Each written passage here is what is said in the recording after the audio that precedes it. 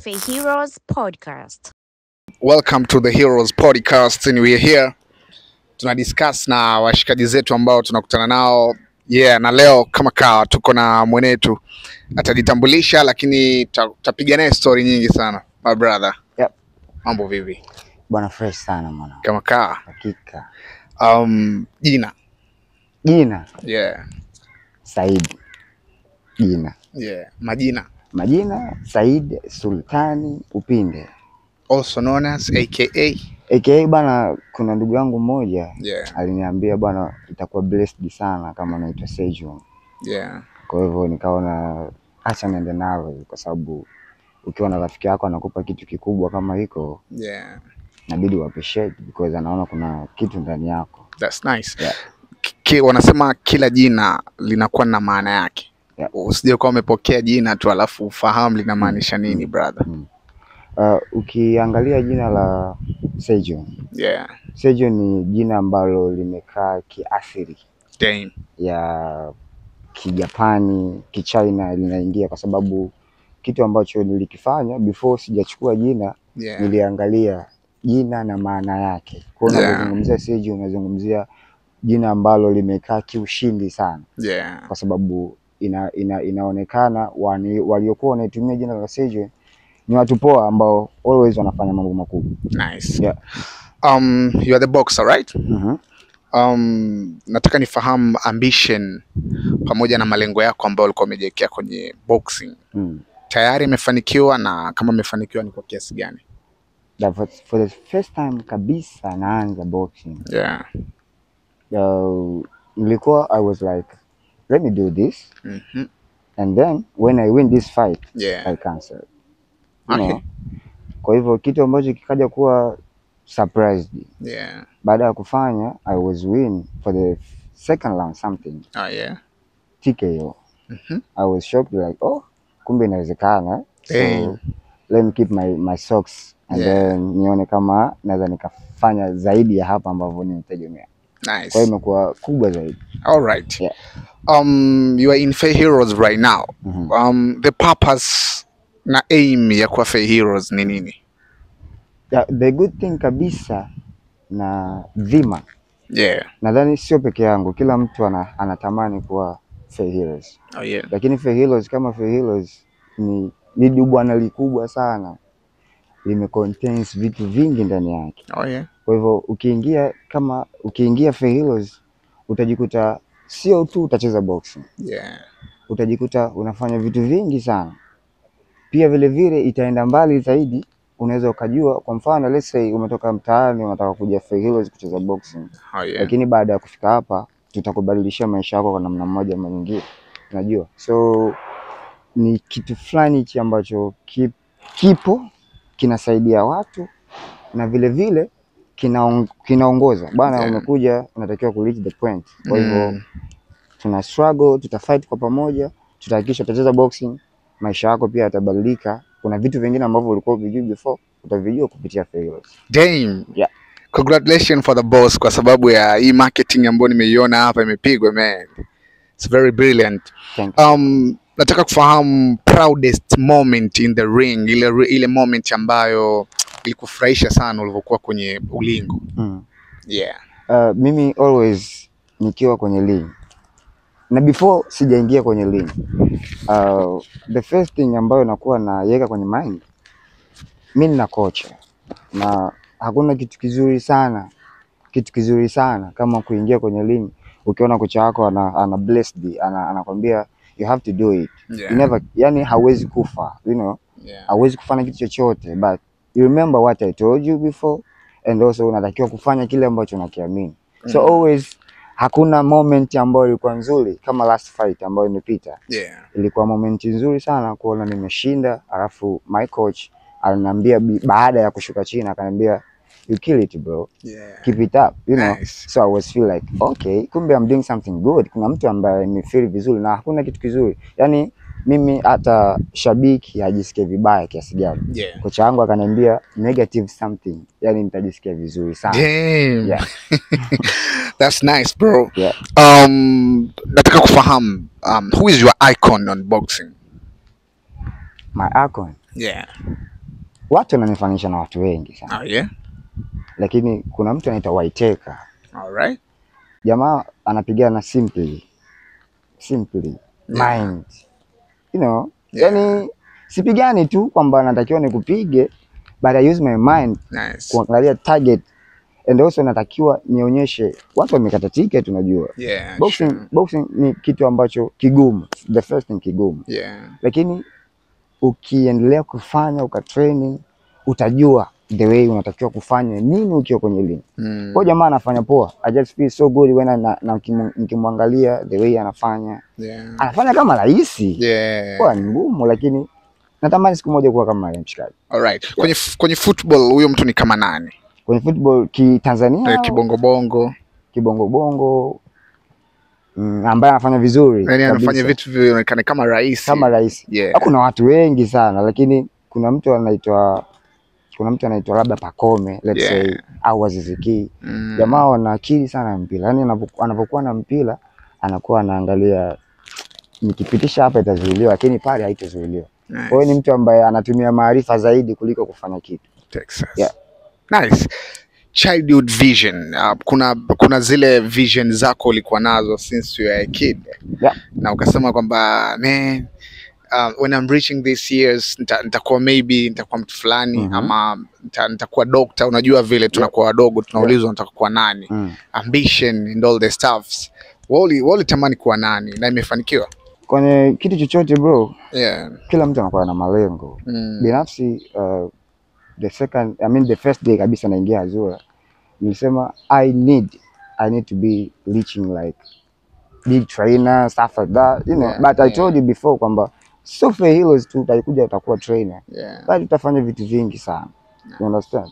So kitu pekee ambacho kimeni improve long kwamba naweza nikakuwa mkubwa zaidi, na ndoto zangu zimekuja kuwa tofauti kwa sababu nilitamani kuwa fighter, you know.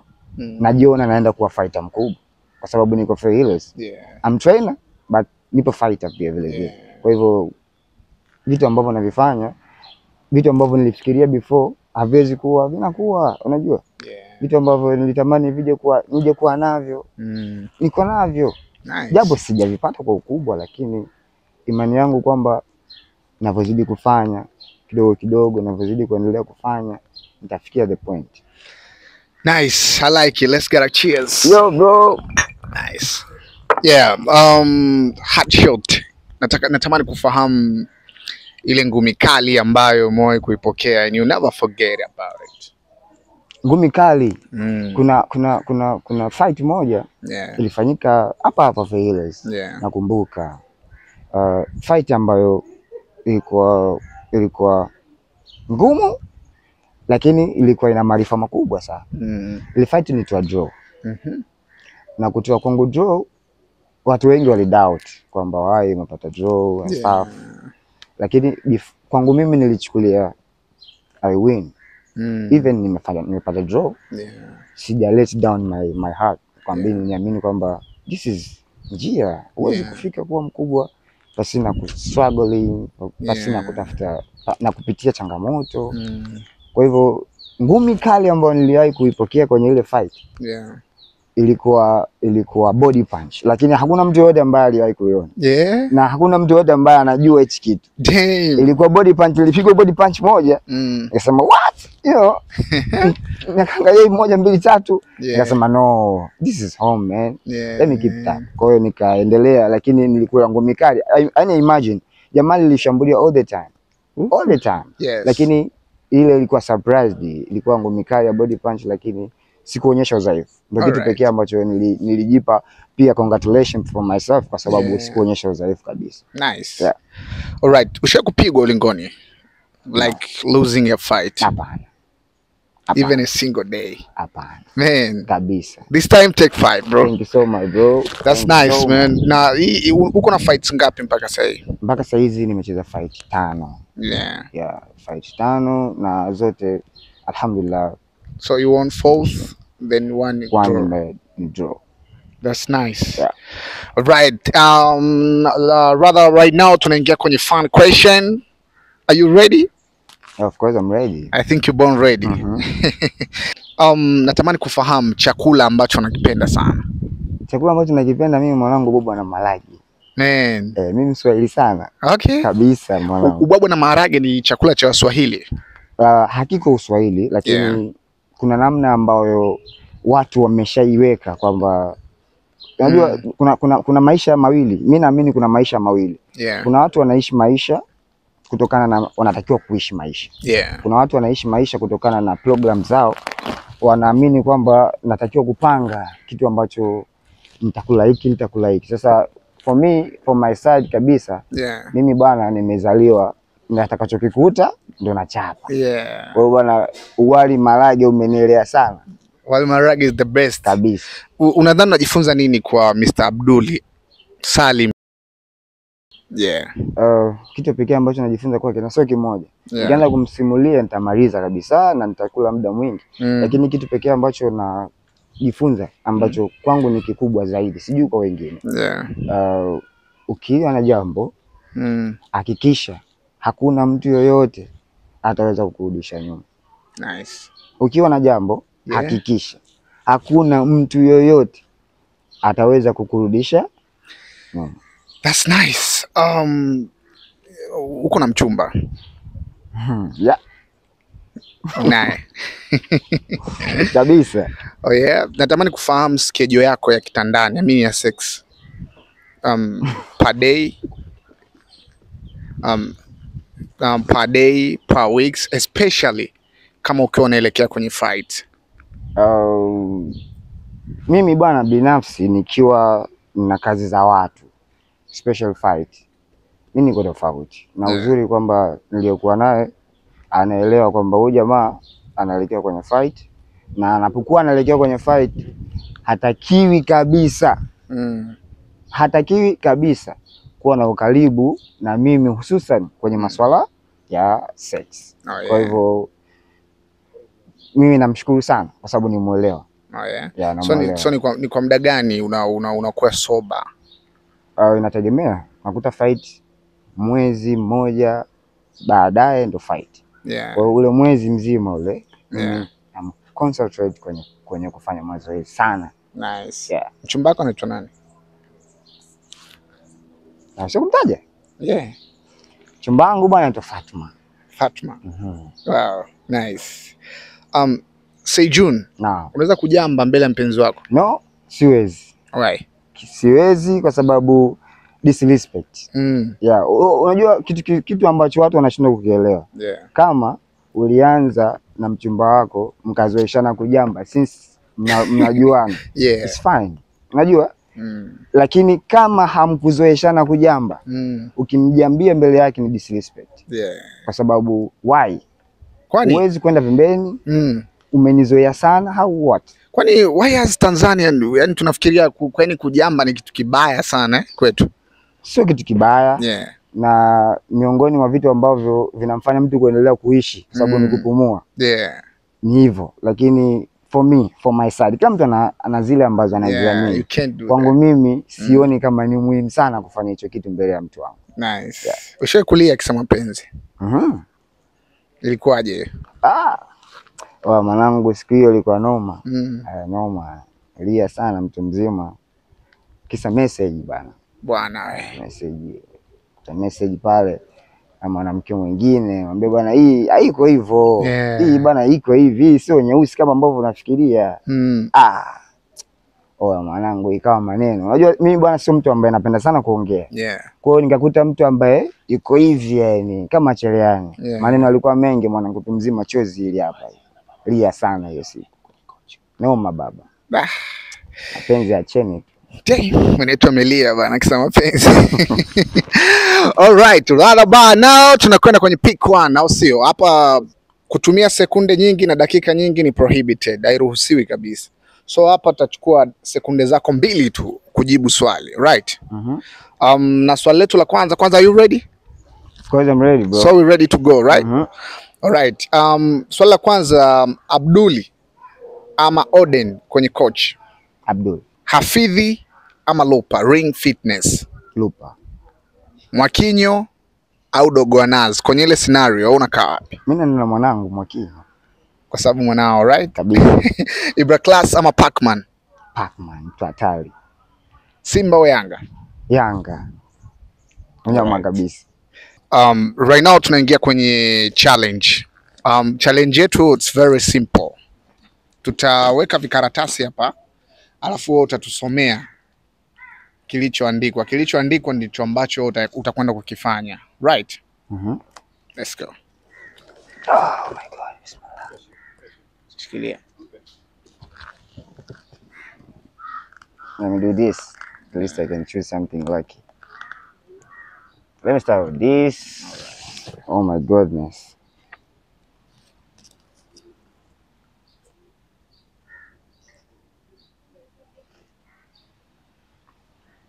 That's so me. Hii mstari unasema imba mstari wowote wa Mbosso.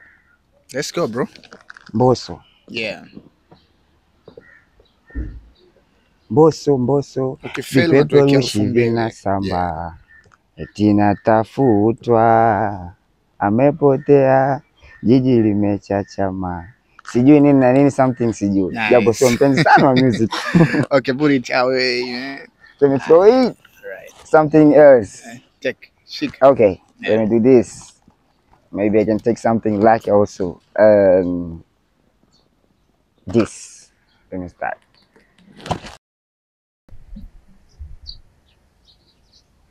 Oh, chukua buku. Team. Chukua buku yangu. Iko buku yangu. Ah, good to see you, man. Man. You have to pick 3. Good to see you, man. Thank you so much. Wanangu, buku hili hapa hivi wanangu. Mimi nimelamba. Oh, shaokota. Then the last one. Ndio maana ukivaa coat tu. Last one. Hili last one. Yeah. Okay, you have to pick 3. Okay. 3, 2, and action. This. Inasema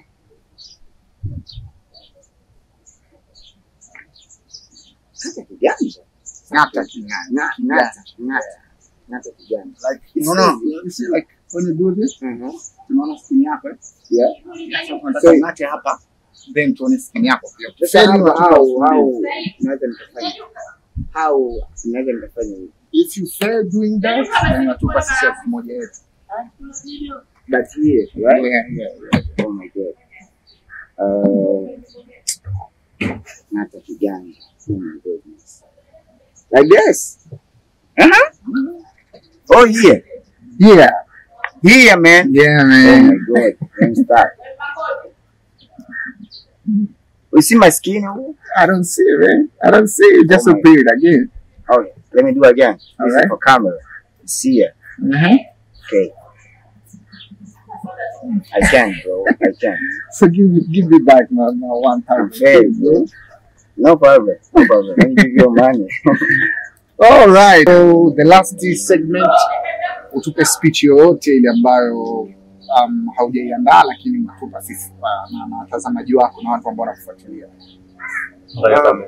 Kitu pekee kwa haraka ambacho sijajiandaa nacho na sijui nitazungumzia kina maana gani, lakini mimi naamini kwenye jambo lolote, especially kwenye maisha ya uangaikaji, sisi vijana tunatakiwa kwanza kabisa kuamini kwenye kila tunachofanya. Haijalishi utapitia struggle ngapi, haijalishi utapanda milima na mabonde kiasi gani, lakini ukiamini kile ambacho uko nacho inside, ni kitu pekee ambacho kinaweza kufanya tofauti. Kwa sababu mimi nishashuhudia watu wengi sana, they hustling a lot, they suffering a lot, outside, inside, outside something. Lakini wamekuja wakafaulu kwa sababu Mungu liko ndani. Haijalishi utapitia vingapi, haijalishi nani atakwambia uwezi, haijalishi nani atakwambia unaweza, but you have to focus. Kwa hiyo ni kitu pekee ambacho natamani kuwaambia mashabiki.